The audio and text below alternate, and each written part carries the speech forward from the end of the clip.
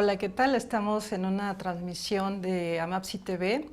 Estamos con el doctor Marco Eduardo Murueta Reyes. Yo soy Josefina Casas, docente y coordinadora del Diplomado de Formación de Terapeutas. Estamos en este día con el tema de enajenación en neurosis, un tema muy importante dentro del Diplomado de Formación de Terapeutas, especialmente en el módulo 1, que es un tema que pues no solamente es actual, sino que pues tiene muchas inquietudes con los alumnos, y pues me gustaría que el doctor nos ayudara a resolver algunas preguntas para ampliar un poquito más el tema. Doctor. ¿Qué tal, José? ¿Cómo estás?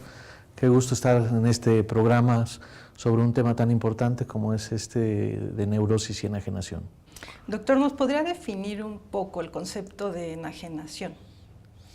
Sí, bueno, el concepto de enajenación es sinónimo de extrañación o extrañamiento y quiere decir literalmente hacerse ajeno.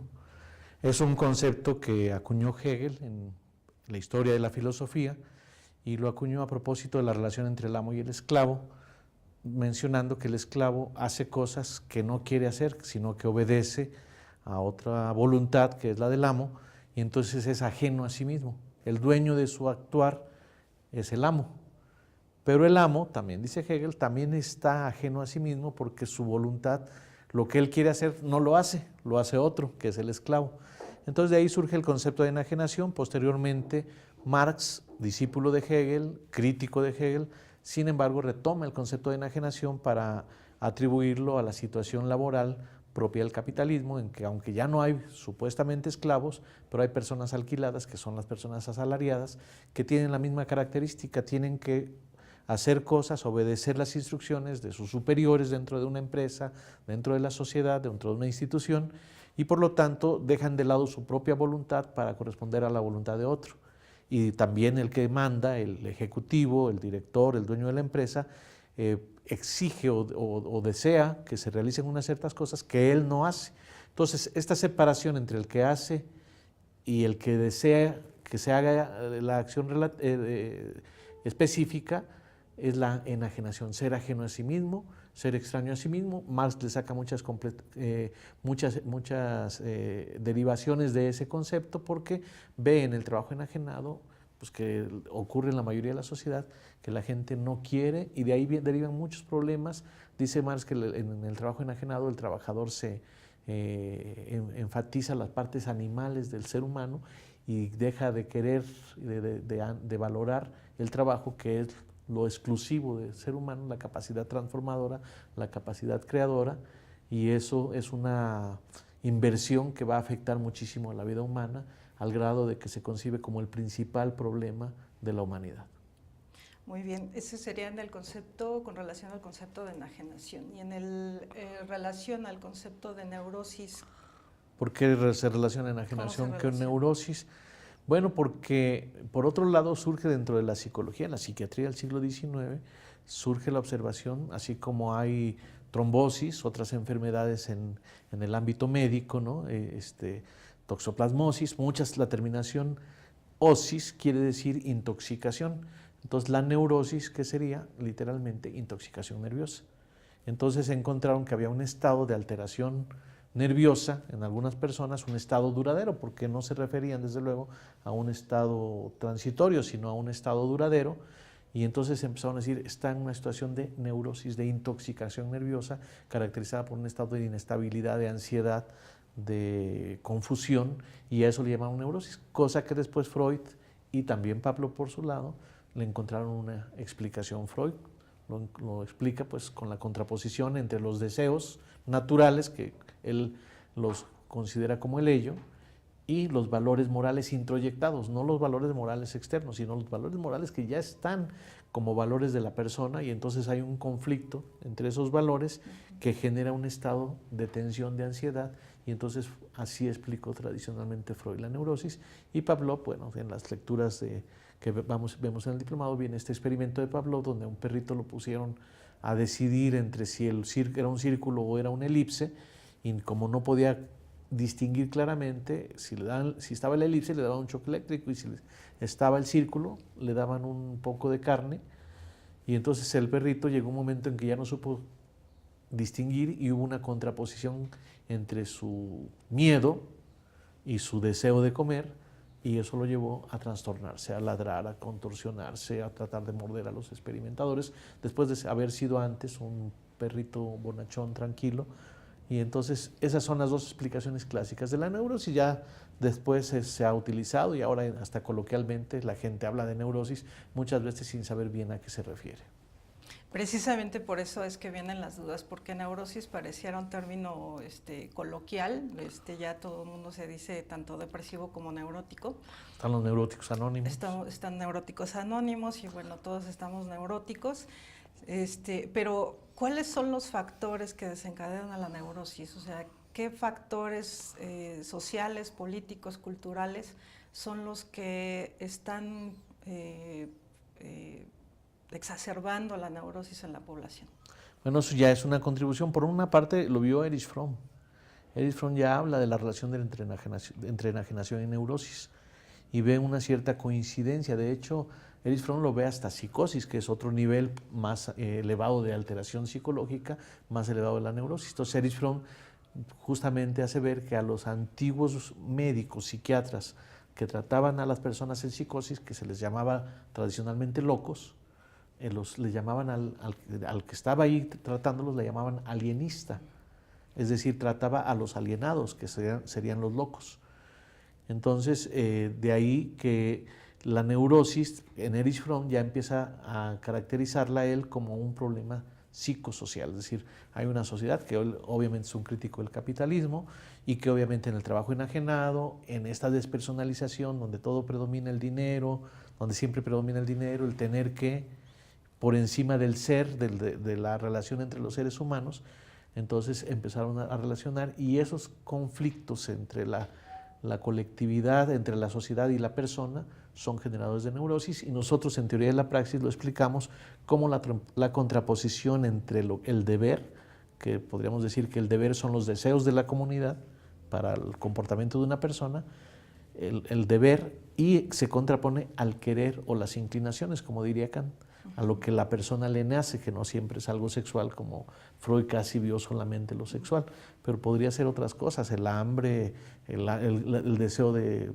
tener una pareja, de tener amigos, podría contraponerse con el deber de, y conforme hay una polarización entre el deber y el querer en la misma persona, entonces hay una sensación de confusión. Por eso, parte de lo que vamos a comentar posteriormente sería cómo podemos reintegrar cómo podemos fusionar el querer y el deber como una manera de salir de la neurosis. Bien, me surge la duda también, y creo que es una duda que también tienen los alumnos, es de cómo se expresa la neurosis y la enajenación en la población mexicana. O sea, si es el deber y el querer, ¿cuál sería el deber y cuál sería el querer de los mexicanos? Y que están en continua conflicto. Pues todas las alteraciones, perdón, todas las alteraciones que se conocen son efecto de neurosis, todas las alteraciones psicológicas, de contraposiciones entre fuerzas emocionales, ¿no? Pues hay desde la violencia, ¿no? Pues decimos que no hay violencia de origen si no hay neurosis. ¿Por qué una persona es violenta? Pues porque desea algo que siente impotencia para tener y entonces se le conflictúa tanto su deseo, su anhelo con sus posibilidades que ejerce la violencia como un medio. Y también en el estado de neurosis implica una irritación, un no tener control sobre sí mismo. Cuando una persona está enajenada, está en un estado de neurosis. Cuando una persona está triste, está en un estado de neurosis. Cuando una persona está temerosa, está en un estado de neurosis. Solamente que hablamos propiamente de neurosis cuando no es un estado transitorio, sino cuando se prolonga y ya es una característica típica de la persona, entonces ya es una neurosis. Y sí encontramos pues mucha gente que se levanta de malas, que es muy irritable, que le contesta mal a la gente, que abusa de los demás, que daña la naturaleza.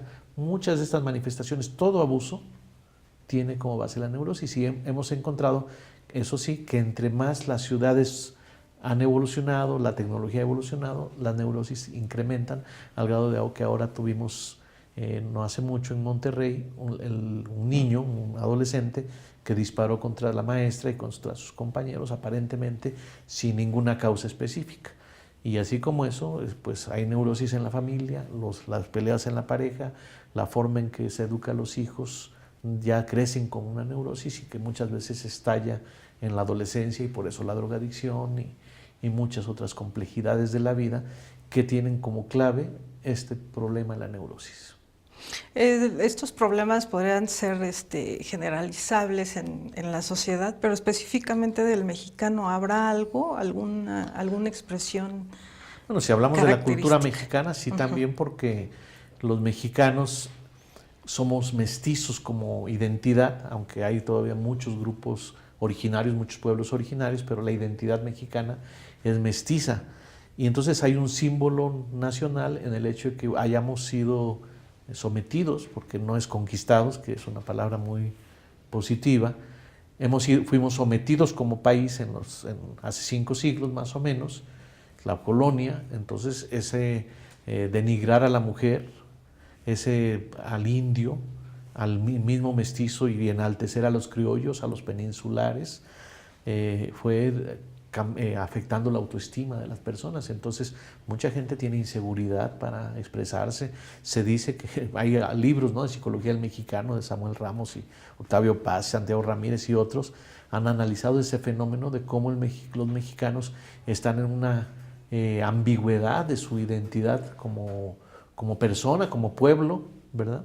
Y entonces muchas veces se piensa que incluso cuando se juega un partido de fútbol en el momento de meter el gol, viene la Malinche a las venas del jugador, vienen las influencias culturales de esta colonización, y no se tiene la seguridad para meter el gol en algunas ocasiones. Entonces, si eso es en el fútbol, imagínate en la vida cotidiana, claro, cómo hay tantos conflictos de seguridad y de cordialidad por efecto de la cultura que fuimos sometidos. Afortunadamente tenemos grandes luminarias como Sor Juana, como Benito Juárez, como Emiliano Zapata, que constituyen símbolos que favorecen la autoestima y la identidad. Pero en la marca de la colonia, llevamos 300 años de Nueva España y solamente un poquito más de 200 años de México.